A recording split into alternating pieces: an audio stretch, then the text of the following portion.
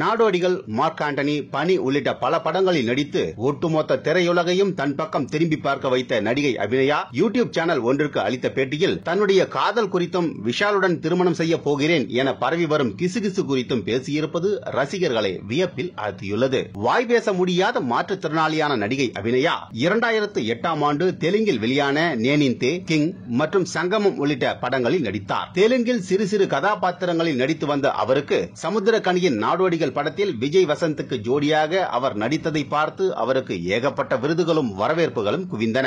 பூஜை மற்றும் Mark Antony உள்ளிட்ட படங்களில் விஷாலுடன் இணைந்து நடித்த நடிகை அபிநயாவை விஷால் திருமணம் செய்து கொள்ளப் போவதாக ரூமர்கள் கிளம்பியதாகவும் அதெல்லாம் கொஞ்சம் கூட உண்மையல்ல என தனது பேட்டியில் அபிநயா சைகை மொழியில் கூறியுள்ளார். 33 வயதாகும் நடிகை அபிநயா இன்னமும் ஏன் திருமணம் செய்து கொள்ளவில்லை? நீங்கள் சிங்கிளா அல்லது யாருடனாவது மிங்கிளா என்கிற கேள்விக்கு வெட்கப்பட்ட அபிநயா தான் 15 வருடங்களாக தன்னுடன் படித்த நண்பரை காதலித்து வருவதாகவும் விரைவில் அவருடன் திருமணம் செய்து கொள்ளப் போவதாகவும் அறிவித்து ரசிகர்களை திக்குமுக்காட செய்துள்ளார்.